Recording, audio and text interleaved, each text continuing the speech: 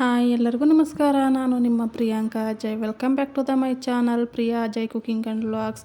ಬನ್ನಿ ಇವತ್ತು ಸಿಂಪಲ್ಲಾಗಿ ಮುದ್ದೆ, ಅನ್ನ, ರೊಟ್ಟಿ, ಚಪಾತಿಗೆ ಎಲ್ಲದಕ್ಕೂ ಹೊಂದ್ಕೊಳ್ಳೋ ಅಂಥ ಸಾಂಬಾರನ್ನ ಯಾವ ಥರ ಮಾಡೋದು ಅಂತ ನೋಡೋಣ. ನೀವಿನ್ನೂ ಯಾರಾದರೂ ನನ್ನ ಚಾನಲ್ನ ಹೊಸದಾಗಿ ನೋಡ್ತಾ ಇದ್ದರೆ ದಯವಿಟ್ಟು ಒಂದು ಸಬ್ಸ್ಕ್ರೈಬ್ ಮಾಡ್ಕೊಳ್ಳಿ. ಬನ್ನಿ ಇವಾಗ ಸಾಂಬಾರು ಹೇಗೆ ಮಾಡೋದು ಅಂತ ನೋಡೋಣ.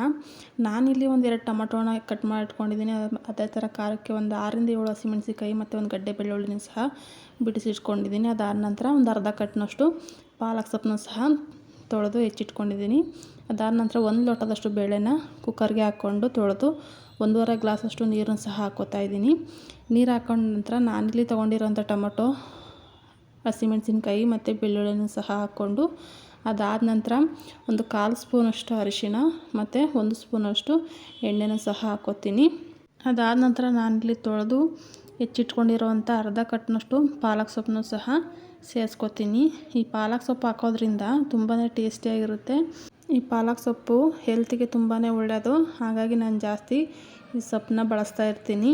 ಅದಾದ ನಂತರ ನಾನಿಲ್ಲಿ ಸೊಪ್ಪನ್ನ ಹಾಕ್ಕೊಂಡು ಕುಕ್ಕರ್ನ ನೀಟಾಗಿ ಕ್ಲೋಸ್ ಮಾಡಿ ಸ್ಟವ್ನ ಆನ್ ಮಾಡಿಕೊಂಡು ಕುಕ್ಕರ್ನ ಇಟ್ಕೋತೀನಿ. ಇದನ್ನು ಒಂದು 3 ವಿಷಲ್ ಕೂಗಿಸ್ಕೊಂಡ್ರೆ ಸಾಕು. ಅಂದರೆ ತುಂಬ ಬೆಂದೋಗಿರ್ಬೇಕಿದು, ಬೇಳೆ ಥರ ಇರಬಾರ್ದು. ಅದಕ್ಕೋಸ್ಕರ ಒಂದು 3 ವಿಷಲ್ನ ಹಾಕಿಸ್ಕೊತೀನಿ.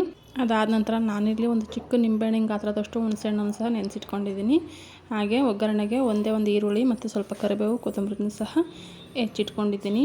ನೋಡಿ ಇವಾಗ 3 ವಿಷಲ್ ತಣ್ಣಗೆ ಸಹ ಆಗಿದೆ. ಈಗ ಸ್ಮ್ಯಾಶರ್ನಿಂದ ನೀಟಾಗಿ ಸ್ಮ್ಯಾಶ್ ಮಾಡ್ಕೊತೀನಿ. ಇದು ತುಂಬ ಸ್ಮ್ಯಾಶ್ ಆಗಬೇಕು. ನಾವು ಎಷ್ಟು ನೀಟಾಗಿ ಸ್ಮ್ಯಾಶ್ ಮಾಡ್ಕೊತೀವೋ ಸಾಂಬಾರು ಅಷ್ಟೇ ಟೇಸ್ಟಿಯಾಗಿ ಬರುತ್ತೆ ಮತ್ತು ತಿಕ್ಕಾಗಿ ಬರುತ್ತೆ. ನಾವು ಬೇಳೆನ ನೀಟಾಗಿ ಸ್ಮ್ಯಾಶ್ ಮಾಡಿಲ್ಲ ಅಂದರೆ ನೀರು ಥರ ಆಗುತ್ತೆ ಸಾಂಬಾರು. ಅದಕ್ಕೋಸ್ಕರ ನೀಟಾಗಿ ಸ್ಮ್ಯಾಶ್ ಮಾಡ್ಕೋಬೇಕು.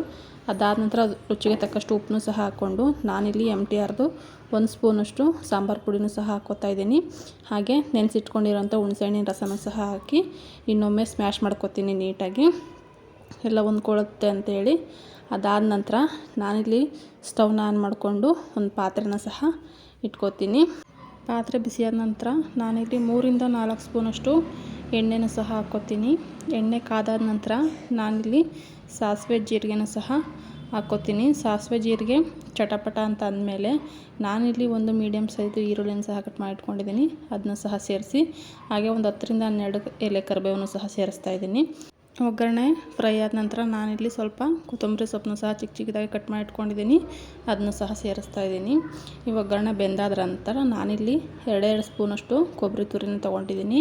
ನೀವು ಬೇಕಾದ್ರೆ ಹಾಕ್ಕೊಳ್ಳಿ, ಬೇಡ ಅಂದರೆ ಸ್ಕಿಪ್ ಕೂಡ ಮಾಡ್ಕೊಬೋದು. ನಾನು ಸ್ವಲ್ಪ ಹಾಕ್ಕೊಂಡಿದ್ದೀನಿ. ಹಾಕೋಂಗಿದ್ರೆ ಸ್ವಲ್ಪನೇ ಹಾಕಿ, ಜಾಸ್ತಿ ಹಾಕೋಕ್ಕೆ ಹೋಗಬೇಡಿ.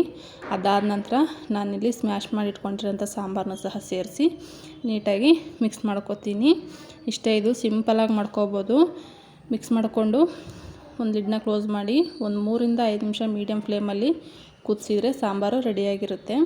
ಈ ಟೈಮಲ್ಲಿ ಉಪ್ಪು ಖಾರನ ಚೆಕ್ ಮಾಡ್ಕೊಳ್ಳಿ. ಉಪ್ಪು ಕಮ್ಮಿ ಇದ್ದರೆ ಉಪ್ಪನ್ನು ಹಾಕ್ಕೋಬೋದು, ಖಾರ ಕಮ್ಮಿ ಇದ್ದರೆ ಖಾರ ಪುಡಿನೂ ಸಹ ಹಾಕ್ಕೋಬೋದು. ಇಷ್ಟೇ, ಇದು ತುಂಬ ಸಿಂಪಲ್ಲಾಗಿ ಮಾಡ್ಕೋಬೋದು. ಇದು ಅನ್ನ, ಮುದ್ದೆ, ಚಪಾತಿ, ರೊಟ್ಟಿ ಎಲ್ಲದಕ್ಕೂ ಸಹ ಸೂಪರಾಗಿರುತ್ತೆ. ಒಂದು ಸತಿ ಈ ರೆಸಿಪಿನ ಮನೇಲಿ ಟ್ರೈ ಮಾಡಿ ನೋಡಿ, ಹೇಗೆ ಬಂತ ತಿಳಿಸಿ. ನಮ್ಮ ಮನೇಲಂತೂ ಈ ಸಾಂಬಾರು ತುಂಬಾ ಇಷ್ಟಪಡ್ತಾರೆ ನನ್ನ ಮಕ್ಕಳು. ಅದಕ್ಕೋಸ್ಕರ ನಾನು ವಾರಕ್ಕೆ ಒಂದು ಸತಿ ಏನಾದರೂ ಮಾಡ್ತಾನೆ ಇರ್ತೀನಿ. ಈ ರೆಸಿಪಿ ನಿಮಗೆ ಇಷ್ಟ ಆಗಿರೋ ದಯವಿಟ್ಟು ಒಂದು ಲೈಕ್ ಮಾಡಿ, ಶೇರ್ ಮಾಡಿ, ಕಮೆಂಟ್ ಮಾಡಿ. ನೀವು ಯಾರಾದರೂ ಫಸ್ಟ್ ಟೈಮ್ ನನ್ನ ಚಾನಲ್ನ ನೋಡ್ತಾ ಇದ್ದರೆ ದಯವಿಟ್ಟು ಸಬ್ಸ್ಕ್ರೈಬ್ ಮಾಡ್ಕೊಳ್ಳಿ. Thank you for watching.